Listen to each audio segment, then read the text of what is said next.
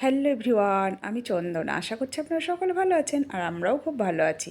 তো আজকে আমি বানাবো ইলিশ মাছের সর্ষে পোস্ত।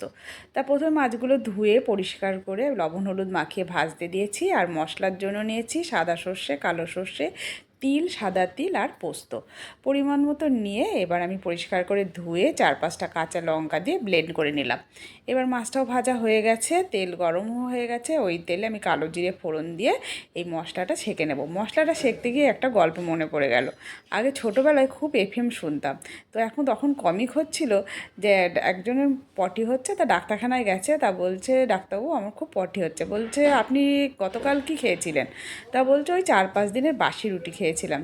তা কম্পাউন্ডারকে বলছে ওকে একটু চোখে ড্রপ দেওয়া হোক, এইসবগুলো বলছে। তখন উনি বলছে আমার চোখে কিছু হয়নি, আমার পটি হচ্ছে।